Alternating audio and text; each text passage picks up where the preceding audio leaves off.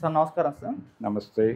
Sir 'Odela 2' and 'Arjun son of Vyjayanthi' ఈ 2 movies కూడా last week release అయ్యాయి. కాకపోతే ఇది కాస్త మిక్స్డ్ టాక్‌తో అయితే రన్ అవుతున్నాయి సార్. అయితే ఇప్పుడు వీళ్ళు వరుసగా సక్సెస్ మీట్లు అయితే పెడుతున్నారు 2 టీమ్‌లు కూడా. అయితే జనానికి ఏంటంటే ఈ సినిమా థియేటర్‌లేమో ఖాళీగా ఉన్నాయి. వీళ్ళేమో సక్సెస్ మీట్లు పెడుతున్నారు. అసలు ఈ సినిమా సక్సెస్ అయ్యాయా లేదా అని ఒక కన్‌ఫ్యూజన్‌లో పడిపోయారు. మరి సినిమాల పరిస్థితి ఏ విధంగా ఉంది సార్ ఈ 2 సినిమాల పరిస్థితి? అంటే థియేటర్లకు వెళ్ళే జనాల సంఖ్య తగ్గింది. హ్మ్. వెళ్ళేవాళ్ళు వెళ్తున్నారు. కాకపోతే హడావిడి లేదు ఎక్కడ. అవును. ఏ థియేటర్ దగ్గర కూడా హడావిడి లేదు, రష్ లేదు. ఏదో అలా కొత్త సినిమా రిలీజ్ అయిందట, సరదాగా వెళ్ళి చూద్దామా అన్నట్టుగా వెళ్తున్నారు జనాలు. అది కూడా సండే వరకే నడిచింది. ఈ రోజు నుంచి పరిస్థితి డెఫినెట్గా తేడా అయిపోతుంది. అంటే సండే సెకండ్ షోలకే ప్రాపర్గా కలెక్షన్స్ లేవు 2 సినిమాలకి. ఫస్ట్ షోకి కూడా కలెక్షన్స్ లేవు. థియేటర్ల దగ్గర జనాలు భారీగా మోహరించటాలు ఏమీ కనిపించలేదు అక్కడ. కాబట్టి 2 సినిమాలు ప్రజల్ని ఆకట్టుకోవడంలో ఫెయిల్ అయిన మాట వాస్తవం, థియేటర్లకు రప్పించటంలో. అయితే థియేటర్లకు రప్పించటంలో ఫెయిల్ కావటానికి రకరకాల రీజన్స్ మనం ఇంతకుముందే మాట్లాడుకున్నాం చాలాసార్లు. కంటెంట్ అవైలబిలిటీ పెరగటం. ఎప్పుడైతే సినిమా అంత గొప్పగా లేదు అనే మాట బయటకు వ్యాప్తి చెందిందో ఆ క్షణం జనాలు దాన్ని ఇంకోలా చూసేయటానికి ప్రిపేర్ అయిపోయారు. ఆ ప్రిపేర్ అయిపోయిన వాళ్ళకి కంటెంట్ అవైలబిలిటీ ఉంటుంది. అక్కడ కుళాయి కట్టేస్తే ఇక్కడ కొంచెం ఏదన్నా కనిపిస్తుంది. ఆ కుళాయి కట్టేయటం వీళ్ళకి చేత కావట్లేదు, అది నడుస్తోంది. ఇప్పుడు 'అర్జున్ సన్ ఆఫ్ వైజయంతి' అనే సినిమా చాలా విపరీతంగా సర్క్యులేట్ అవుతోంది. ఏది బయట ఇంటర్నెట్ ప్లాట్ఫామ్స్ నుంచి డౌన్లోడ్ చేసి ఆ డౌన్లోడ్ చేసిన కంటెంట్ని విపరీతంగా సర్క్యులేట్ చేస్తున్నారు. ఆ ఏరియాలో దాని తాలూకా రష్ కనిపిస్తోంది, కానీ థియేటర్ల దగ్గర కనిపించట్లేదు. ఇదొక దారుణమైన వ్యవహారం. అయితే ఆ సినిమా కంటెంట్కి సంబంధించి పర్టికులర్గా వాళ్ళు ఆర్గ్యూ చేస్తున్నారు, మా సినిమా బెటర్గానే ఉంది కానీ బయట ప్రచారం బాగాలేదు అని. అది వాళ్ళు అనుకుంటున్నారు కంటెంట్ బాగుంది అని. ఏ ఒక్క సన్నివేశం కూడా అందులో కొత్తదనం సంతరించుకోలేదు. కొన్ని చాలా ఎమోషనల్ సీన్స్ అనుకున్నారు వాళ్ళు. ఎమోషనల్ సీన్స్ కూడా నిజానికి వాటన్నిటికీ ఒక రెఫరెన్స్ ఉంది. ప్రతి సన్నివేశానికి, ప్రతి ఎమోషన్కి ఓకే. ఆ రెఫరెన్స్ ఉండటము ఆడియన్స్ని బాగా, అంటే వాళ్ళని ఇంటెన్సిఫై చేసే ఎమోషన్ని పండించడంలో ఫెయిల్ అయ్యారు. సన్నివేశాలు ఊహించడం బాగానే ఊహించారు, ఊహల వరకు బాగానే ఉంది, కానీ ఆ ఊహని తెర మీద ప్రజెంట్ చేసేటప్పుడు ఎగ్జిక్యూషన్ దగ్గర తేడా కొట్టింది చాలా సన్నివేశాలు. వాళ్ళు విపరీతంగా పేలుతుంది అనుకున్నటువంటి ఒక సన్నివేశం ఉంది క్లైమాక్స్లో. విజయశాంతిని కాపాడుకోవడానికి కొడుకుగా కళ్యాణ్ రామ్ చేసేటువంటి ఒక త్యాగం, అది ఎస్టాబ్లిష్ కాలేదు ప్రాపర్గా. రెండోది, దానికి ముందు వచ్చినటువంటి ఆ సీక్వెన్స్ ఇన్ టోటల్ చాలా ల్యాగ్ ఉంది, చాలా ఏదో వాంటెడ్గా జరిపినట్టుగా నడుస్తుంది అదంతా. అది అంత ల్యాగ్ భరించే పరిస్థితుల్లో ప్రజలు లేరు. అందుకని సహనాన్ని పరీక్షించే పద్ధతిలో నడిచింది ఆ సినిమా.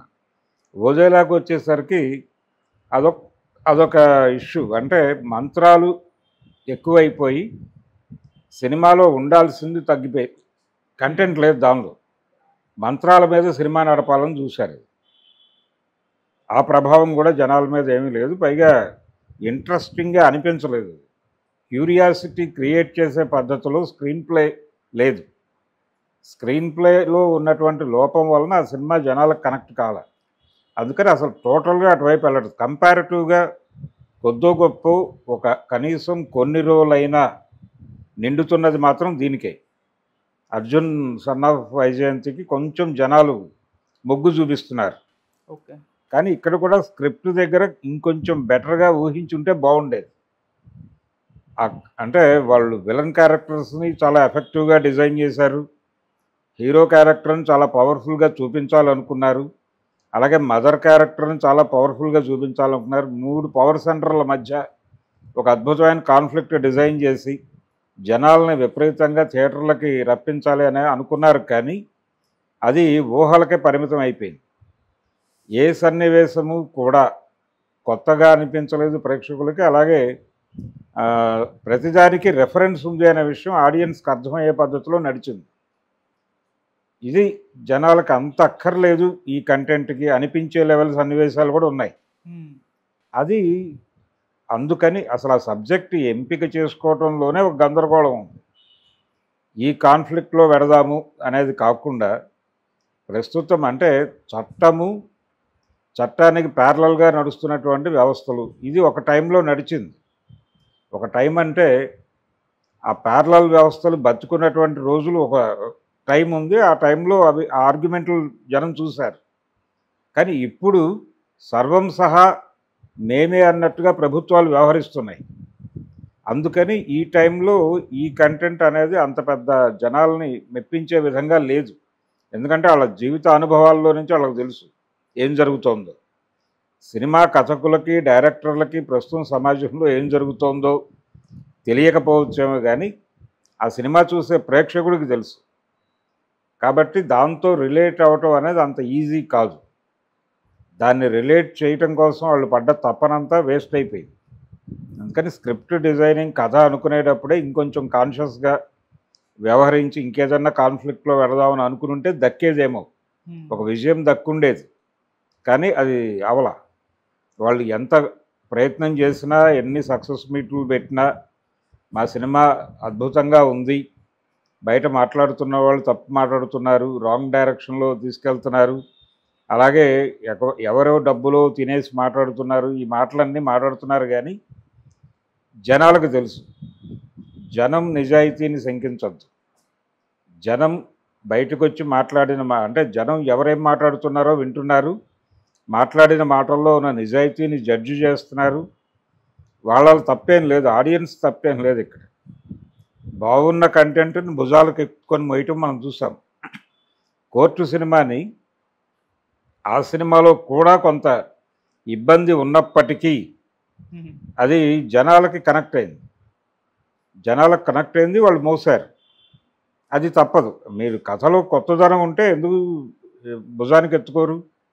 కొత్త కాన్ఫ్లిక్ట్ మీరు చెప్పగలిగితే జనం చూస్తారు. మీరు పాత కాన్ఫ్లిక్ట్లు తీసుకొచ్చి ఎప్పుడో అంటే 85, 87 నాటి కథలు తీసుకొచ్చి ఇప్పుడు చెప్తానంటే జనం చూడటానికి సిద్ధంగా అయితే లేరు. దీన్ని ముందు తెలుసుకోవాలి.